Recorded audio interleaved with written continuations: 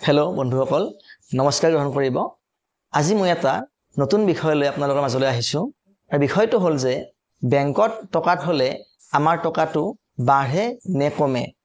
আপোনালোকে হয়তো ভাবিব পাৰে যে বেংকত টকাত হলে কেনেকৈ কমিব নিশ্চয়কৈ বাঢ়িব আৰু হেহে আমি সকলোৱে কি কৰো যেতিয়া আমাৰ হাতত অলপমান টকা আহি পৰে তেতিয়া হলে আমি কি কৰো সেই টকাখিনি আমি বেংকত ৰাখি থৈ দিও যাতে টকাখিনি আমাৰ কি হয় তাত আমি এটা ইন্টাৰেষ্ট পাও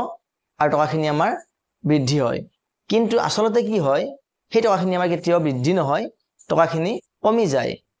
আপোনালোকৰ নিশ্চয় মোৰ কথাখিনি শুনি অলপমান আচৰিত হোৱা যেন লাগিছে যে এইটো কেনেকৈ সম্ভৱ হ'ব পাৰে কিন্তু এইটো সম্ভৱ হয় কেনেকৈ হয় মই এইটো কথা বুজাই দিম কিন্তু তাৰ কাৰণে আপোনালোকে ভিডিওটো শেষলৈ চাব লাগিব এতিয়া কথা হ'ল কি যে আমাৰ বেংকত যেতিয়া টকা থৈ দিম আমি সেভিংস একাউণ্টত তেতিয়া এটা সেভিংস একাউণ্টত আমাৰ কি কৰে প্ৰায় 3 ৰ পৰা 8% আমাক সুদ দিয়ে সকলো বেংকে আমাক 8% সুদ নিদিয়ে ম্যাক্সিমাম বেংকে 3 ৰ পৰা 4% সুদ দিয়ে যিবিলাক বেংকে 8% সুদ দিয়ে তাত কিছুমান কন্ডিশন থাকে যেনে আমাৰ জমা ধনটো হয়তো 50 লাখ বা 1 কোটিতকৈ বেছি হ'ব লাগিব তেতিয়াহে ইমানখিনি পৰিমাণৰ সুদ দিব অন্যথা আমি যদি অলপ টকা থৈ দিও 10000 20000 বা 1 লাখ তেনেস্থলত তেওঁলোকে ইমানখিনি সুদ নিদিয়ে ম্যাক্সিমাম সুদ দিব 3% বা 4% তেনেহলে আমাৰ টকাটো বৃদ্ধি হৈছে 3% বা 4% কমিল কেনেকৈ কমিল এনেকৈ যে বেংকত থলে যেটো সুদ পাম হেতু হল ইয়াৰলি ইন্টাৰেষ্ট অৰ্থাৎ যদিহে মই আজি বেংকত 100 টকা থৈ দিও তেনেহলে অহা বছৰ মোৰ সেই 100 টকাৰ ভ্যালুটো হ'ব 103 টকা বা 104 টকা ইন ম্যাক্সিমাম কেसेस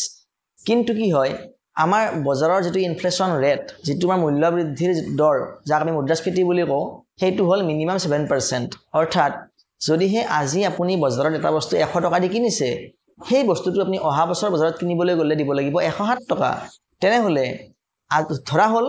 আজি বেংকত মই 100 টকা থৈছো সেই 100 টকাৰে ধৰা হল যে মই আজি বজাৰত এটা মেডিসিন মই কিনিব পাৰো ঠিক আছে এতিয়া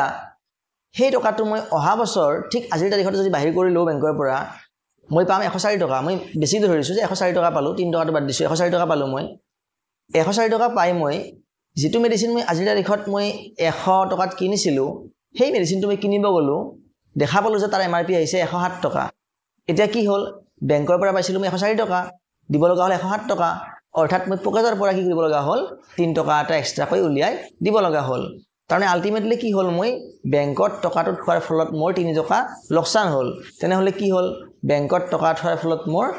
লাভ নহল লোকসানহে হল অৰ্থাৎ বেংকত মোৰ টকাটো কমিহে গল বৃদ্ধি হোৱা নাই